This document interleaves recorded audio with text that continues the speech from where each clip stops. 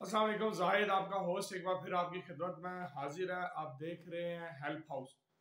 दोस्तों, आज की इस वीडियो में मैं आपको बताने जा रहा हूं कि खरूज नहाई और खरूज अवदा इनकी जो फीस होती है इनको लगवाने की, वो है या नहीं है, या कितनी है और किसकी है, इसके बारे में थोड़ी सी मैं आपको दोस्तों के क्वेश्चन के मुताबिक आंसर जो है दूंगा। वीडियो की तरफ बढ़ने से पहले चैनल को सब्सक्राइब कर लीजिए, वीडियो को दोस्तों तक ज़रूर शेयर कीजिएगा, दोस्तों तक ज़रूर पहुँचाइएगा ताकि उनकी मालूमात में भी इजाफा हो सके और उन्हें भी इस सवाल का जवाब मिल सके।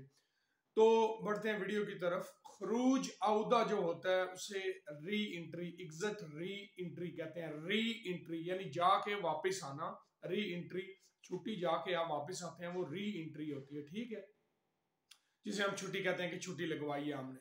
तो खरूज निहाई जो होता है, निहाई, ठीक है, यानी फाइनल एग्जिट उसको कहते हैं, एग्जिट कहते हैं, यानी बिल्कुल पक्का पक्का किसी मुल्क से जब खरूज निहाई होता है, लगता है, तो बंदा परमानेंटली, मतलब सऊदी अरब से खरूज निहाई आपका लगा तो आपने सऊदी अरब 15 दिन 60 दिन के अंदर अंदर छोड़ना होता है। ठीक है, और आपकी, मैं एक चीज में और इजाफा करता जाऊं, आपकी फाइल याद रखिएगा खरूज निहाई की तब क्लोज होती है जब आप एयरपोर्ट से आपका एमिग्रेशन स्टैंप करती है आपके फाइनल एग्जिट को, तब आपकी जाके सिस्टम में जो फाइल है तब जाके क्लोज होती है।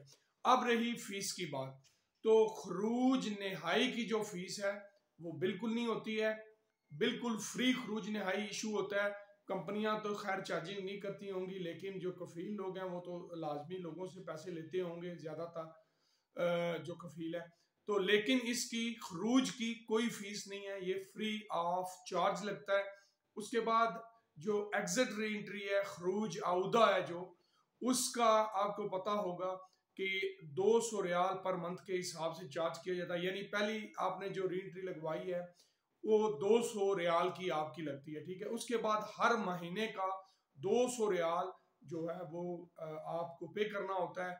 6 महीने तक जो आपकी होती है एग्जिट री एंट्री, वो होती है मैक्सिमम 6 महीने के अंदर आपने रिटर्न होता है और होना होता है।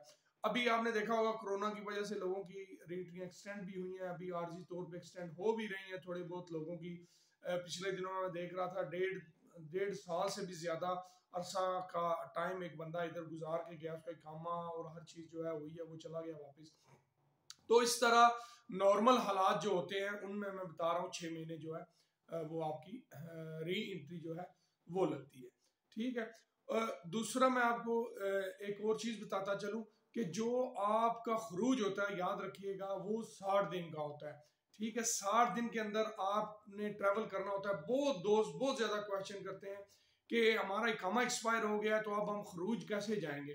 तो देखिए, जब आपका खरूज इंटर लगा है, सिस्टम में इंटर हो गया है खरूज, तो इकामा आपका खत्म हो गया। ठीक है, आपका वो 60 दिन का वो जो पेपर है वही इकामा है, वही सब कुछ है। आपने बाहर जाना है, जिधर भी जाना है उस पेपर के थ्रू ही जाना है। 60 दिन के पेपर जो है आपके पास होना चाहिए, उस पर आपने ट्रैवल करना है। लेकिन अगर 60 दिन आपके एक्सीड हो गए, बढ़ गए, आप नहीं गए, तो 1000 रियाल फाइनल एग्जिट का आपको ग्रामा देना पड़ेगा, और फिर दोबारा खरूज लगवाने के लिए आपको फिर से इकामा अपना रिन्यू करना पड़ेगा, फिर जाके आपका जो है खरूज लगेगा। उम्मीद करता हूँ इस छोटी सी मालूमात से आपको जो है फायदा हासिल होगा। वीडियो को दोस्तों तक जरूर पहुंचाइएगा। अगली वीडियो तक के लिए अपने होस्ट को इजाजत दीजिए, अपने साथियों का ख्याल रखिएगा।